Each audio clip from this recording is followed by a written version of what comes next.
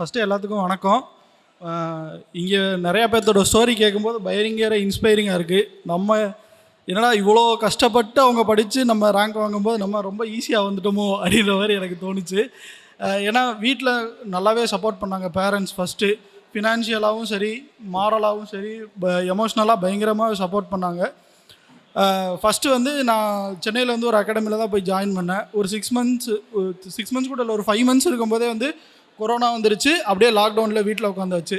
அதுக்கப்புறம் வந்து லாக்டவுனில் உட்காந்த பிறகு யூடியூப் வீடியோஸ் தான் சார். ஃபஸ்ட்டு கனிமுருகன் சாரோடது ஆரம்பித்து, அதுக்கப்புறம் வந்து ஃபஸ்ட்டு ஸ்டெப் பை ஸ்டெப்பாக வந்து ஒவ்வொன்றா படிக்க ஆரம்பித்து, சமச்சீர் புக்கிலேருந்து ஆரம்பித்து கொரோனா லாக்டவுனை வந்து நான் ரொம்ப நல்லாவே வந்து பயன்படுத்திக்கிட்டேன். அதுக்கப்புறம் வந்து சுகேஷ் சாரோட மோட்டிவேஷ்னல் வீடியோ இன்னமும் சுரேஷ் அகாடமி யூடியூப் பேஜில் போனீங்கன்னா ஹோம் பேஜில் ஃபஸ்ட்டு இருக்கும் தம்ப்நெயில் 4:15 AM அப்படின்னு போட்டு ஒரு தம்ப்நெயில் வீடியோ இருக்கும். அது பார்த்தேன். அது பார்த்ததுக்கப்புறம் ரெகுலராக காலையில் 4 மணிக்கு எந்திரிக்க ஆரம்பித்தேன். 4 மணிக்கு எந்திரிச்சு ஃபஸ்ட்டு வேலை மேக்ஸ் போடுறது. 25 maths question, previous year question download பண்ணி மேக்ஸ் முடிப்பேன். ஆஃப்டர்நூன் வந்து ஜிஎஸ் படித்து முடிப்பேன். இப்படி தான் வந்து ப்ரிலிம்ஸ் ஃபுல்லாக போச்சு. அதுக்கப்புறம் ப்ரிலிம்ஸ் முடித்த 2வது நாள் நான் போய் வந்து எனக்கு அப்போயே தெரியும் ப்ரிலிம்ஸ் கிளியர் பண்ணிடுவேன் அப்படின்னு சொல்லி. அதுக்கப்புறம் வந்து ப்ரிலிம்ஸ் முடித்த 2வது நாள் தூத்துக்குடி போயிட்டேன். போய் அகாடமியில் ஜாயின் பண்ணியாச்சு. ஜாயின் பண்ணதுக்கப்புறம் வந்து ரெகுலராக வந்து டெஸ்ட் போட ஆரம்பித்தோம். போனோன்னே வந்து எனக்கு வந்து என்னென்னா, என்ன ஸ்கூல் மாதிரி வந்து டெய்லி எழுதிட்டு வர சொல்கிறாங்களே அப்படின்ற மாதிரி தெரிஞ்சு.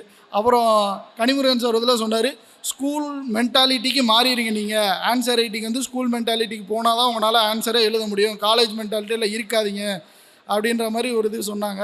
ஸோ அதனால் வந்து அகாடமியில் வந்து மெயினாக வந்து ரைட்டிங் ப்ராக்டிஸ் போவேன். போய் ஃபுல்லாக அந்த புக்லெட் ஃபுல்லாக எழுதி ப்ராக்டிஸ் பண்ணி கொண்டு போய் கொடுத்து அவங்கள்ட்ட சைன் வாங்கிட்டு போய் டெஸ்ட் எழுத ஆரம்பிப்பேன்.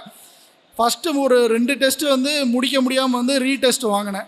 அதுக்கப்புறம் வந்து ரெகுலராக வந்து எல்லா டெஸ்ட்டுமே வந்து நல்லா ப்ராப்பராக எழுதி நல்ல ரைட்டிங் ப்ராக்டிஸ் வந்து எனக்கு எவ்வளோ ஹெல்ப் பண்ணுச்சுன்னா, எனக்கு மெயின்ஸில் வந்து கொஸ்டின் பேப்பர் ஆன்சர் ஷீட் வந்து மாறிடுச்சு.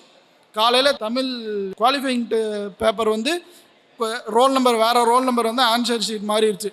ஸோ 10 மணிக்கு ஆரம்பிக்க வேண்டிய எக்ஸாம் வந்து எங்களுக்கு வந்து 11:45 தான் ஆரம்பிச்சது. 11:45 to 2:45 3 மணி நேரம் முடிச்சுட்டு 1/4 மணி நேரம் லஞ்ச் டைம் கொடுத்தாங்க. 1/4 மணி நேரம் முடிச்சுட்டு மறுபடியும் 3 மணிக்கு வந்து மெயின்ஸ் பேப்பர் கொடுக்குறாங்க. கொடுக்கும்போது எதுவுமே சொல்லலை, பேப்பர் கொடுத்துட்டாங்க. 3 to 6 நீங்கள் எழுதணும் அப்படின்னு சொல்லிட்டாங்க. நான் என்ன நினச்சேன், ஃபஸ்ட்டு 15 நிமிஷம் கொஸ்டின் ரீட் பண்ணுறக்கு டைம் இல்லை, ஸோ 3 மணிக்கு ஆரம்பித்தா 6:15 முடிப்பாங்க அப்படின்னு சொல்லிட்டு நான் எக்ஸாம் எழுத ஸ்டார்ட் பண்ணியாச்சு. நடுவில் பெரிய பிரேக்கும் இல்லாததுனால ஒரு மாதிரி பயங்கரமாக ஃபிசிக்கலாக எக்ஸாஸ்ட் ஆயாச்சு. எப்படி எழுதி முடிக்க போகிறோன்னே தெரில, பயங்கர தலைவலி வேறு. ஆனால் கடைசி ஒரு 15 மினிட்ஸ் முன்னாடி தான் சொல்கிறாங்க 3 ஹவர்ஸ்லேயே நாங்கள் வாங்கிடுவோம், அந்த கொஸ்டின் படித்து பார்க்குறதுக்கான 15 மினிட்ஸ்லாம் கிடையாது அப்படின்னு சொல்லி கடைசி ஒரு 10 நிமிஷத்தில் சொல்கிறாங்க. ஆனால் நான் முன்னாடி அவ்வளோ ரைட்டிங் ப்ராக்டிஸ் அவ்வளோ இருந்ததுனால என்னால் அந்த 15 நிமிஷம் கொடுக்கலனாலுமே வந்து என்னால் வந்து ஒரு 10 நிமிஷத்துக்கு முன்னாடியே எக்ஸாம் முடிச்சு பேப்பர் கம்ப்ளீட் பண்ண முடிஞ்சு. கனிமுருகன் சாரும் சுகேஷ் சாரும் சொல்லிகிட்டே இருப்பாங்க, கண்டென்ட் கொடுத்து நீங்கள் பேப்பர் கம்ப்ளீட் பண்ணிட்டீங்கன்னா நீங்கள் சர்வீஸ் வாங்கிடலாம், கண்டென்ட்டும் பேப்பர் கம்ப்ளீஷன் தான் முக்கியம், பேப்பர் கம்ப்ளீஷன் தான் முக்கியம் அப்படின்ற மாதிரி. அதே மாதிரி வந்து பேப்பர் கம்ப்ளீட் பண்ணிட்டு வந்தோடனே அந்த அங்கேருந்து ஒரு 3-4 ஹாலில் பார்த்தீங்கன்னா நான் ஒரு ஆள் தான் வந்து பேப்பரே கம்ப்ளீட் பண்ணேன். அங்கே இருக்க யாராலுமே வந்து பேப்பரே கம்ப்ளீட் பண்ண முடியலை. முடித்தோடனே எனக்கு தெரிஞ்சிருச்சு, ஓகே நம்மளால் வந்து பாஸ் பண்ண முடியும் அப்படின்னு சொல்லி. இன்னொன்று மார்க் டெஸ்ட்டும் கடைசி 6 மார்க் டெஸ்ட் வந்து எனக்கு பயங்கரமாக ஹெல்ப் பண்ணுச்சு. அதே மாதிரி ரிவ்யூ, ஒவ்வொரு டெஸ்ட்டு முடித்தோன்னே ரிவ்யூ போயிடுவேன். எனக்கு இன்னும் நல்லா ஞாபகம் இருக்குது, ஒரு ரிவ்யூ அட்டன் பண்ணிவிட்டு வெளியில் வரேன். பாவேந்தன் சார் பார்த்து சொன்னார், அந்த ஸ்கோர் கார்டை எடுத்து ஒரு ஃபைலுக்குள்ளே வச்சுட்டு இருந்தேன், தம்பி ஸ்கோர் கார்டை ப்ராப்பராக ஃபைல் பண்ணிலாம் வைக்கிற, நீ கண்டிப்பாக சர்வீஸ் வாங்கிடுவேன் அப்படின்னு சொன்னார்.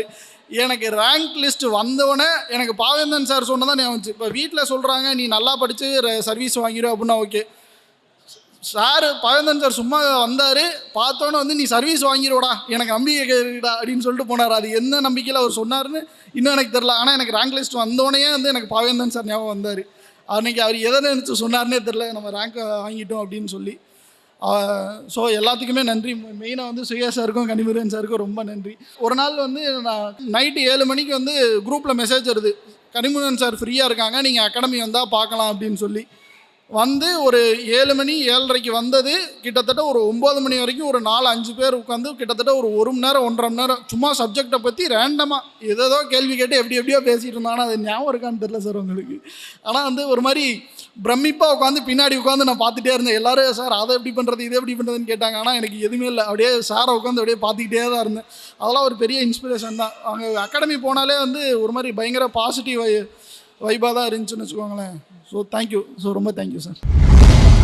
சுரேஷ் IAS அகாடமி, வெற்றியின் முகவரி.